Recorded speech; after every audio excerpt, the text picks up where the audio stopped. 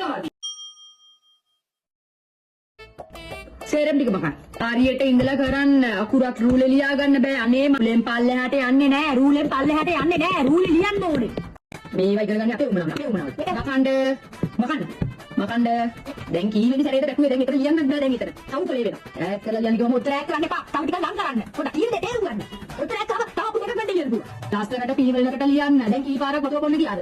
කයන්නේ. ඒක කයන්නේ. මේ කයන් සුදු උන් කැලක් තියෙන උන් කැල චුට්ටක් ගත්තා නැති. කයන පොඩි විදිහට උඩ ගන්න යාපෙට ඉදිරියට. ඒක ගත්තා හරියද?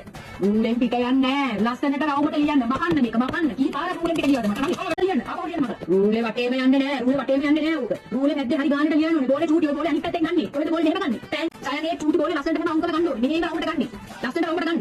අත අර යනවාද? ඒක එතන ඉඳන් ලියන්න ඕනේ කැමයි. පැටයි මේක මකන්න. රූල් දහයක් දෙනවා සයන්න. පැන්සල කෙලින් අල්ලන්න පැන්සල. මකන්න වැරදි මකන්න. ඔක ලස්සනට රවුම මෙහෙම ගන්න ඕනේ ලස්සනට. එහෙම කියන්නේ මකන්න මේක. අයියෝ ඔය ජයන්නේ. දැන් සයන් වෙන මෙහෙම ජයන් වෙනවා. මට කොහොමද මෙහෙම කුඩන්නේ. හරියට රූලේ මැද්දේ ලියන්න. දැන් ටීචර් ලියලා තියෙන්නේ එහෙමද? ටීචර් ලියලා තියෙන්නේ ඇත්තට බෑනේ. ටීචර් ලියලා තියෙන්නේ ලස්සනට. රූලේ මැද්ද ඇත්තට බෑනේ. නෑ ඒක පයන්නේ ලියන්නේ. මකන්න. මම ලියන්නකෝ. ඒක ලියන්න. මැද්දෙන් ලියන්නේ. කොහොමද මැද්දෙන් ඇස් දෙක පේනවනේ. රූලේ ලියන්නේ. ඔක කොහෙන්ද ලියන්නේ? රූලේ ලියන්නේ.